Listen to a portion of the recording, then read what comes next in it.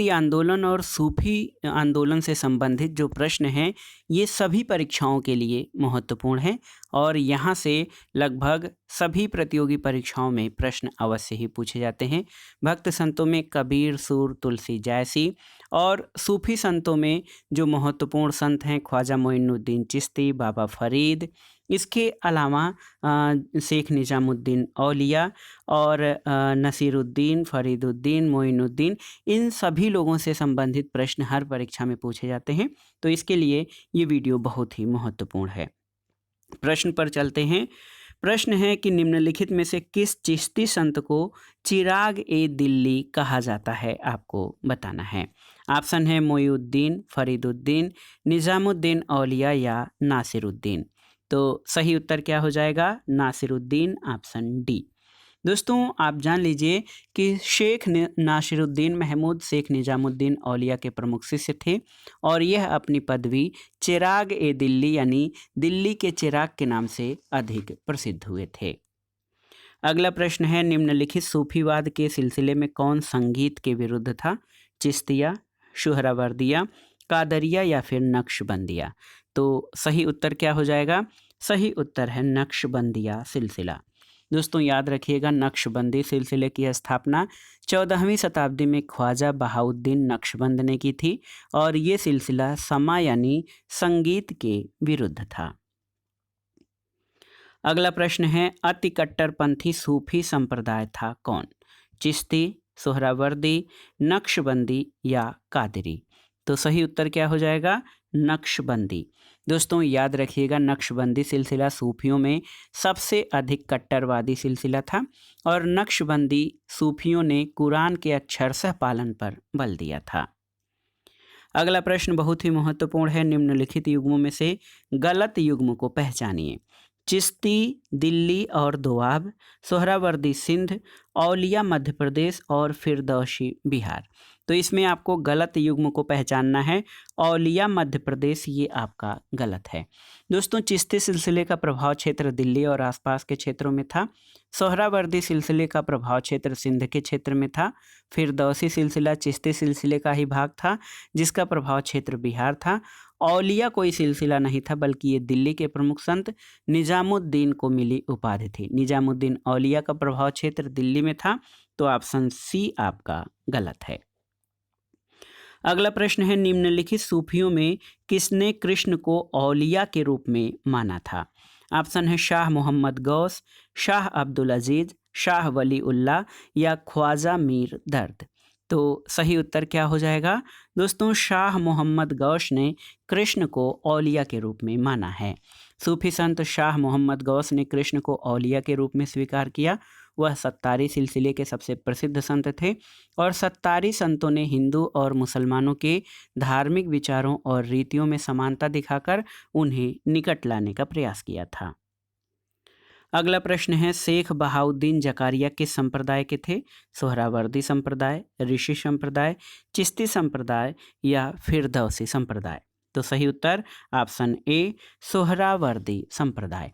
दोस्तों भारतवर्ष में सोहरावर्दी संप्रदाय शेख बहाउद्दीन जकारिया से प्रारंभ हुआ और सूफियों के इस संप्रदाय में शेख सदरुद्दीन आरिफ, शेख रुकनुद्दीन, अबुल फतह, शेख जलालुद्दीन सुर्ख आदि जो हैं सूफी संत हुए थे। अगला प्रश्न है निम्नलिखित में से किसका संबंध सूफीवाद से नहीं है, आपको बताना है। उलेमा, खानकाह, शेख या फिर समा। तो सही उत्तर क्या हो जाएगा? दोस्तों सही उत्तर आपका हो जाएगा उलेमा का संबंध सूफीवाद से नहीं है। सूफी संतों के निवास स्थान को खानकाह कहते हैं। समा एक सूफी समारोह का नाम है। शेख सूफीवाद में शिक्षण और मार्गदर्शन के लिए अधिकृत व्यक्ति को कहते हैं और इस्लाम के धार्मिक कानूनों के विद्वानों को उलेमा कहा जाता है। तो सूफीवाद का संबंध उलेमा से नहीं है। अगला प्रश्न है कृष्ण जीवन परक प्रेम वाटिका काव्य की रचना किसने की थी? ऑप्शन है आपके बिहारी, सूरदास, रसखान या कबीर ने। तो सही उत्तर है रसखान ने। दोस्तों आप जान लीजिए प्रेम वाटिका काव्य ग्रंथ की रचना रसखान ने की थी। इसमें उन्होंने कृष्ण के जीवन को पंक्तिबद्ध किया। सुजान रसखान भी इनकी प्रसिद्ध रचना है और रसखान की भाषा विशुद्ध ब्रज भाषा है, याद रखिएगा। अगले प्रश्न पर आते हैं दोस्तों। निम्नलिखित में से कौन एक भक्ति आंदोलन से जुड़ा नहीं है, आपको बताना है। वल्लभाचार्य, चैतन्य, गुरु नानक या अमीर खुसरो। तो सही उत्तर क्या हो जाएगा? अमीर खुसरो ये भक्ति आंदोलन से जुड़े नहीं हैं। दोस्तों अमीर खुसरो का पूरा नाम अबुल हसन यामुनुद्दीन खुसरो था और अमीर खुसरो अपने समय का महान विद्वान और कवि था। वो भक्ति आंदोलन से संबंधित नहीं था। अगला प्रश्न है 12 मासा की रचना किसने की थी? अमीर खुसरो, इशामी, मलिक मोहम्मद जायसी या फिर रस खान ने। तो सही उत्तर मलिक मोहम्मद जायसी। दोस्तों 12 मासा की रचना मलिक मोहम्मद जायसी ने की थी। जायसी की पद्मावत, अखरावट और आखिरी कलाम में से पद्मावत का हिंदी साहित्य में महत्वपूर्ण स्थान है और 12 मासा पद्मावत का ही एक भाग है जिसमें विभिन्न ऋतुओं के नायक नायिका पर पड़ने वाले प्रभावों के माध्यम से उन ऋतुओं का विशद वर्णन किया गया है। अगला प्रश्न है प्रतिवर्ष सूफी संत हाजी वारिश अली शाह की मज़ार पर मेला लगता है, कहाँ पर? तो सही उत्तर आपका हो जाएगा देवा शरीफ में, ऑप्शन सी सही उत्तर है। दोस्तों उत्तर प्रदेश के बाराबंकी में स्थित देवा शरीफ में प्रसिद्ध सूफी संत हाजी वारिश अली शाह का मज़ार है जहाँ प्रतिवर्ष मेला लगता है। अगला प्रश्न है क्राइस्ट का जन्म स्थान कहाँ है? जीसस क्राइस्ट का जन्म स्थल कहाँ है? तो ऑप्शन है जेरूशलम, बैथलेहम, लंदन या बेबीलोन। तो सही उत्तर बैथलेहम। दोस्तों याद रखिएगा ईसा मसीह यानी जीसस क्राइस्ट का जन्म बैथलेहम नामक नगर में हुआ था। अगला प्रश्न है ईस्टर त्यौहार के पीछे ईसाइयों की भावना क्या है? ऑप्शन है इस दिन ईसा ने उपदेश दिया, ईसा ने संसार से विदा लिया, ईसा नाजरत में गए या इस दिन ईसा पुनर्जीवित हुए थे। तो सही उत्तर क्या हो जाएगा? दोस्तों सही उत्तर ऑप्शन डी, ईस्टर त्यौहार के पीछे ईसाइयों की भावना ये है कि इस दिन ईसा पुनर्जीवित हुए थे। ईसाई मान्यता के अनुसार ईसा मसीह सूली पर चढ़ाए जाने के तीसरे दिन पुनर्जीवित हुए थे। इसी की याद में ईस्टर त्यौहार मनाया जाता है। अगला प्रश्न है कौन सा ईसाई संत पशु पक्षियों से प्रेम के लिए विख्यात है? ऑप्शन है संत पाल, संत थॉमस, असीसी के संत फ्रांसिस या संत पीटर।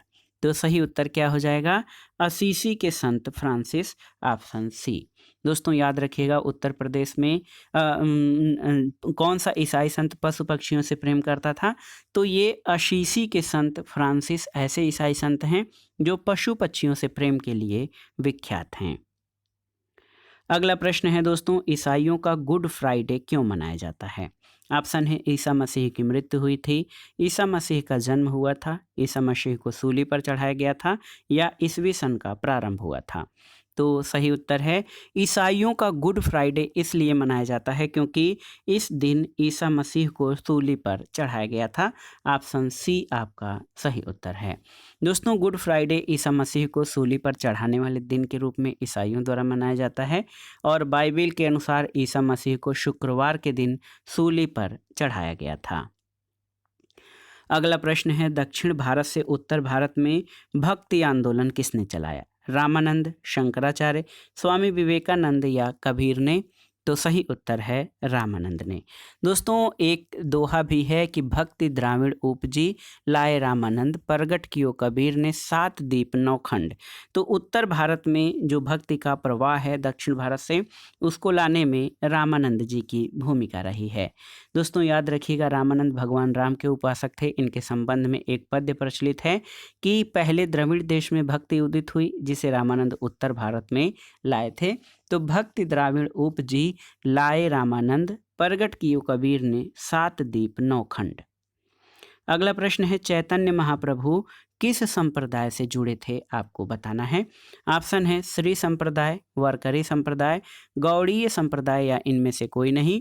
तो सही उत्तर है दोस्तों गौड़ीय संप्रदाय, ऑप्शन सी।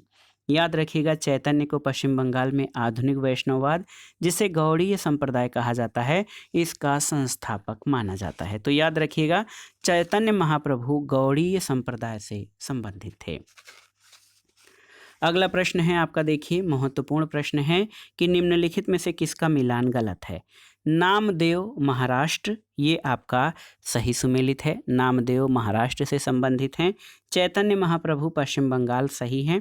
नरसिंह मेहता गुजरात सही है, वल्लभाचार्य गुजरात ये आपका सही नहीं है।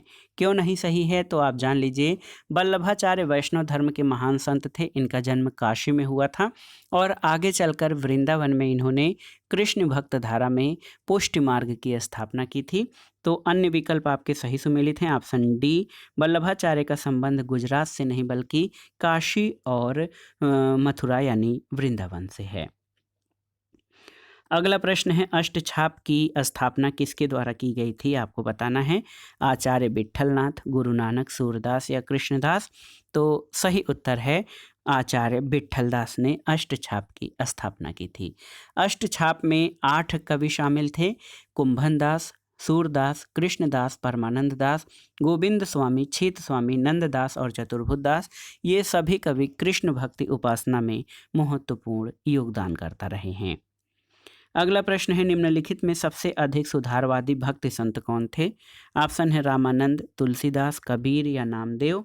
तो सही उत्तर क्या हो जाएगा, सही उत्तर कबीर हो जाएगा। ऑप्शन सी आपका सही उत्तर है। दोस्तों, संत कबीर कवि और समाज सुधारक थे। ये सिकंदर लोदी के समकालीन थे। कबीर ने हिंदू मुस्लिम सभी समाज में व्याप्त रूढ़िवाद और कुरीतियों का खुलकर विरोध किया था। अगला प्रश्न है, निम्नलिखित में से कौन संत महाराष्ट्र से थे। व्यास, त्यागराज, तुकाराम या फिर मैत्रेयी। तो सही उत्तर है संत तुकाराम का संबंध महाराष्ट्र से है। इनका जन्म महाराष्ट्र में पुणे जिला के देहू नामक ग्राम में हुआ था और वे वैष्णव संप्रदाय से संबंधित थे। वे पंढरपुर जिला सोलापुर महाराष्ट्र में भगवान विट्ठल के भक्त थे। अगला प्रश्न है, इस्लाम धर्म के पैगंबर मोहम्मद साहब का जन्म निम्न में से किस स्थान पर हुआ था। मदीना, काबा, मक्का या फिर कुफा में। तो सही उत्तर क्या हो जाएगा दोस्तों, सही उत्तर हो जाएगा मक्का में। ऑप्शन सी आपका सही उत्तर है। इस्लाम धर्म के संस्थापक और इसके प्रचार में महत्वपूर्ण भूमिका निभाने वाले पैगंबर मोहम्मद साहब का जन्म मक्का में 570 ईस्वी में हुआ था, याद रखिएगा। अगला प्रश्न है, इस्लाम की स्थापना हुई थी कब। तो सही उत्तर है इस्लाम की स्थापना 7वीं शताब्दी में हुई थी। दोस्तों, पैगंबर मोहम्मद साहब का जन्म 570 ईस्वी में हुआ था। इन्होंने इस्लाम धर्म की स्थापना 7वीं शताब्दी में 622 ईस्वी में जिब्राइल के द्वारा अल्लाह का पैगाम मिलने के बाद किया और 632 ईस्वी के लगभग उनकी मृत्यु हो गई थी। अगला प्रश्न है, मोहम्मद साहब के जन्म पर कौन सा पर्व या त्यौहार मनाया जाता है। तो सही उत्तर है ईद ए मिलाद उन नबी। दोस्तों, मोहम्मद साहब के जन्म पर ईद ए मिलाद उन नबी त्यौहार मनाया जाता है और जो इस्लामिक कैलेंडर के तीसरे महीने रबी उल अव्वल के 12वें दिन पड़ता है।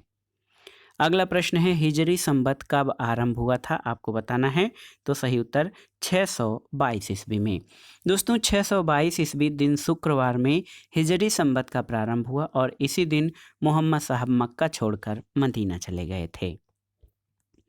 अगला प्रश्न है, सूफी संप्रदाय का उद्भव हुआ था हिंदुत्व से, सिखों से, इस्लाम से या बौद्ध से।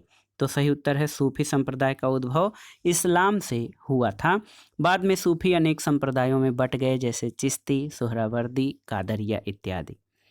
अगला प्रश्न है, बहाई संप्रदाय कहाँ जन्मा था। भारत, अफगानिस्तान, ईरान या इराक में। तो सही उत्तर है ईरान में बहाई संप्रदाय उत्पन्न हुआ था। दोस्तों, याद रखिएगा कि बहाई संप्रदाय का जन्म ईरान को माना जाता है। प्रारंभ में इस संप्रदाय का क्षेत्र ईरान तक सीमित था। बाद में अनेक संतों ने भारत में इसका प्रचार भी किया था। अगला प्रश्न है, प्रसिद्ध संत शेख सलीम चिश्ती कहाँ रहते थे, आपको बताना है। तो सही उत्तर है सीकरी यानी फतेहपुर सीकरी में। दोस्तों, प्रसिद्ध संत शेख सलीम चिश्ती फतेहपुर सीकरी में रहते थे। ये अकबर महान के समकालीन थे और शाहजादा जहांगीर शेख सलीम चिश्ती के आशीर्वाद से ही पैदा हुआ था, इसलिए अकबर उसे शेखू बाबा कहा करता था। अगला प्रश्न है, सूफी परंपरा में पीर से क्या आशय है। सर्वोच्च ईश्वर, सूफियों का गुरु, सभी सूफी संतों में सर्वश्रेष्ठ या सूफियों की आस्थाओं के लिए लड़ने वाला परंपरावादी शिक्षक। तो सही उत्तर है सूफियों का गुरु पीर कहलाता था। दोस्तों, याद रखिएगा, सूफी परंपरा में पीर से आशय गुरु और मुरीद से आशय शिष्य से होता है। गुरु अथवा पीर और उसके शिष्यों अथवा मुरीदों के बीच का संबंध सूफी पंथ का एक महत्वपूर्ण भाग था। अगला प्रश्न है, सूफी आंदोलन मूलतः कहाँ से प्रारंभ हुआ था? दिल्ली, लाहौर, काबुल या फारस से? तो सही उत्तर है दोस्तों, सूफी आंदोलन का प्रारंभ फारस या पर्सिया से माना जाता है। और आप जान लीजिए 10वीं शताब्दी के बाद परंपरागत रूढ़िवादी प्रवृत्तियों पर अंकुश लगाने के लिए इस्लाम धर्म का रहस्यवादी आंदोलन सूफी आंदोलन के नाम से प्रसिद्ध है। और इस आंदोलन का सूत्रपात फारस यानी पर्सिया में हुआ था। अगला प्रश्न है, सूफी आदेशों को किस नाम से जाना गया है? तो सही उत्तर है सिलसिला के नाम से। याद रखिएगा दोस्तों, सूफी आदेशों को सिलसिला के नाम से जाना जाता है। अगला प्रश्न है, अमीर खुसरो एक संगीतज्ञ था और क्या था? सूफी संत, फारसी और हिंदी का लेखक और विद्वान, इतिहासकार या उपर्युक्त सभी? तो आप जान लीजिए अमीर खुसरो बहुमुखी प्रतिभा के धनी व्यक्ति थे और वो सूफी संत, फारसी और हिंदी का लेखक, इतिहासकार ये सभी थे। तो सही उत्तर ऑप्शन डी उपर्युक्त सभी आपका सही हो जाएगा। अगला प्रश्न है, भक्ति प्रचारक शंकर देव ने निम्न प्रादेशिक भाषाओं में किसका उपयोग करके उसे लोकप्रिय बनाया था? आपको बताना है। असमिया, बंगला, ब्रजभाषा या फिर अवधी? तो सही उत्तर क्या हो जाएगा? सही उत्तर असमिया। दोस्तों आप जान लीजिए शंकर देव असम के महान धार्मिक सुधारक थे। इनका संदेश विष्णु या उनके अवतार कृष्ण के प्रति पूर्ण भक्ति पर केंद्रित था। इन्होंने असमिया भाषा का प्रयोग बहुतायत में कर उसे लोकप्रिय बनाया था। अगला प्रश्न है, शिवाजी के समसामयिक मराठा संत का नाम क्या था? संत ज्ञानेश्वर, नामदेव, संत एकनाथ या संत तुकाराम? तो सही उत्तर संत तुकाराम ऑप्शन डी हो जाएगा। दोस्तों याद रखिए शिवाजी के समसामयिक मराठा संत तुकाराम और समर्थ गुरु रामदास थे। रामदास छत्रपति शिवाजी के गुरु थे। अगला प्रश्न है, एनालेक्टस पवित्र ग्रंथ है किसका? एनालेक्टस पवित्र ग्रंथ है किस धर्म का? शिंतो धर्म का, टाओ धर्म का, कन्फ्यूशियसवाद का या यहूदी या जूडा धर्म का? तो सही उत्तर कन्फ्यूशियसवाद का पवित्र ग्रंथ एनालेक्टस है। दोस्तों याद रखिएगा एनालेक्टस कन्फ्यूशियसवाद या कन्फ्यूशियन धर्म का पवित्र ग्रंथ है। अगला प्रश्न, सूची 1 का सूची 2 से मिलान करिए और दिए गए कूट से सही उत्तर का चयन करिए। तो वल्लभाचार्य का संबंध पुष्टि मार्ग से है, रामानुज का संबंध विशिष्टाद्वैत से है, माधवाचार्य का संबंध द्वैतवाद से है और शंकर का संबंध अद्वैतवाद से है। 2 3 1 4 यहाँ पर 2 3 1 4 ऑप्शन सी इस प्रश्न का सही उत्तर हो जाएगा। अगला प्रश्न है, सूची 1 का सूची 2 से सुमेलन कराइए और दिए गए कूट से सही उत्तर का चयन करिए। नामदेव, दोस्तों नामदेव जो है ये पेशे से दर्जी का काम करते थे। कबीरदास जुलाहे थे। रविदास जो हैं वो मोची का कार्य करते थे और सेना नाई थे। तो यहाँ पर सही सुमेलन क्या हो जाएगा? 3 2 4 1। तो मिलान करिए 3 2 4 1 ऑप्शन बी इस प्रश्न का सही उत्तर हो जाएगा। अगला प्रश्न भी सुमेलन करना है। सूची 1 का सूची 2 से सुमेलन करना है और दिए गए कूट से सही उत्तर का चयन करना है। ख्वाजा मोइनुद्दीन चिश्ती ये चिश्तिया सिलसिले से संबंधित थे। शेख अहमद सरहिंदी ये नक्शबंदिया सिलसिले से। दारा शिकोह का संबंध कादिरिया सिलसिले से और शेख शहाबुद्दीन का संबंध सोहरावर्दिया सिलसिले से है। तो आप जान लीजिए 3 4 2 और 1। तो यहाँ पर 3 4 2 और 1 ऑप्शन सी इस प्रश्न का सही उत्तर हो जाएगा। अगला प्रश्न है, सूची 1 का सूची 2 से सही सुमेलन कराइए और दिए गए कूट से सही उत्तर का चयन करिए। तो यहाँ पर सूची 1 में सूफी संत और सूची 2 में उनकी रचनाएं हैं। देखिए मुल्ला दाऊद की रचना क्या है? ये चंदायन है। चंदायन मुल्ला दाऊद की रचना है। दामोदर कवि की रचना पद्मावती कथा है। सोमनाथ की रचना राग विबोध है और अमीर खुसरो की रचना आशिका है। 1 3 4 और 2। तो यहाँ विकल्प देखिए 1 3 4 2 ऑप्शन बी इस प्रश्न का सही उत्तर हो जाएगा। अगला प्रश्न भी सही सुमेलन करना है। संस्थापक और जो है कौन सा संप्रदाय स्थापित किया गया उनके द्वारा, इसमें आपको मिलान करना है। तो शंकर देव, दोस्तों आप जान लीजिए कि शंकर देव ने एक शरण धर्म की स्थापना की।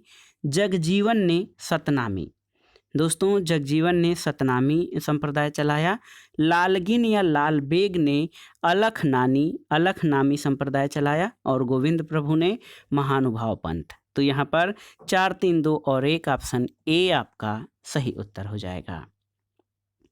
अगला प्रश्न है, मध्ययुगीन भारत के धार्मिक इतिहास के संदर्भ में सूफी संत निम्नलिखित में से किस तरह के आचरण का निर्वाह करते थे, आपको बताना है। ध्यान साधना और श्वास नियमन सही है, एकांत में कठोर यौगिक व्यायाम सही है, श्रोताओं में आध्यात्मिक हर्षोन्माद उत्पन्न करने के लिए पवित्र गीतों का गायन। तो ये तीनों ही कथन आपके सही हैं। दोस्तों मध्यकालीन भारत में सूफियों के उद्भव से समाज में समरसता फैलाने में मदद मिली। सूफी ध्यान साधना और कठोर श्वास नियम जैसी यौगिक क्रियाओं को करते थे। वे एकांत में कठोर यौगिक व्यायाम करते थे और समाज में एकता और सौहार्द फैलाने तथा श्रोताओं में आध्यात्मिक हर्षोन्माद उत्पन्न करने के लिए गीतों और संगीत का सहारा लेते थे। अगला प्रश्न है, निम्नलिखित कथनों पर विचार कीजिए। यहाँ पर 2 कथन आपके दिए गए हैं और इनके आधार पर आपको उत्तर का चयन करना है। बीजक संत दादू दयाल को उपदेशों का संकलन है, गलत है। पुष्टि मार्ग के दर्शन को माधवाचार्य ने प्रसारित किया। तो ये दोनों ही कथन गलत हैं, न तो 1 सही है न 2। ऑप्शन डी आपका सही उत्तर हो जाएगा। दोस्तों बीजक दादू दयाल का नहीं बल्कि कबीर दास के उपदेशों का संकलन है, जो कबीरपंथी संप्रदाय के मानने वालों का पवित्र ग्रंथ है। पुष्टि मार्ग वैष्णव संप्रदाय के अंतर्गत आता है और पुष्टि मार्ग का दर्शन वल्लभाचार्य के द्वारा प्रतिपादित किया गया था। तो दोनों कथन असत्य हैं।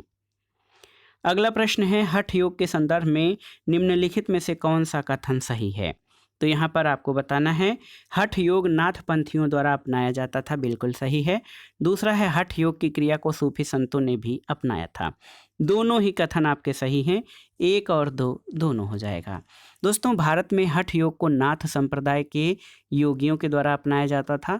नाथ संप्रदाय के संस्थापक माने जाने वाले गुरु मत्स्येंद्र नाथ और उनके शिष्य गुरु गोरखनाथ ने हठ योग परंपरा की नींव डाली थी।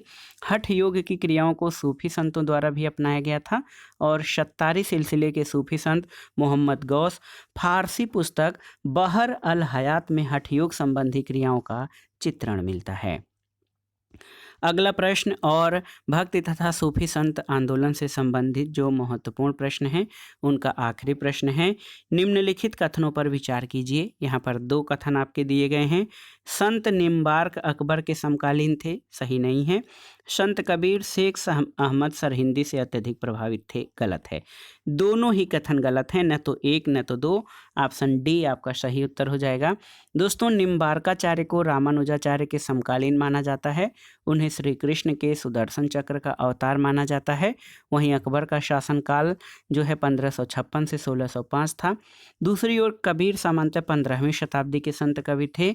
उनका समय विवादित है, फिर भी 1398 से 1558 उनका जन्म माना जाता है। शेख अहमद सरहिंदी 16वीं 17वीं शताब्दी में थे। दोनों ही कथन आपके गलत हैं। तो दोस्तों ये था आज का वीडियो, मध्यकालीन भारत के इतिहास के अंतर्गत भक्ति आंदोलन और सूफी आंदोलन से संबंधित महत्वपूर्ण प्रश्नों का रिवीजन, जो आपके आगामी विभिन्न परीक्षाओं के सामान्य ज्ञान और सामान्य अध्ययन के साथ भारतीय इतिहास विषय से आयोजित की जाने वाली अध्यापक भर्ती परीक्षाओं के लिए बहुत ही उपयोगी है। आप इन प्रश्नों को तैयार कर लीजिएगा। वीडियो आपको कैसा लगा हमें कमेंट बॉक्स में ज़रूर बताइएगा। वीडियो को लाइक करें, शेयर करें और इस चैनल को सब्सक्राइब करें। वीडियो देखने के लिए धन्यवाद दोस्तों, नमस्कार।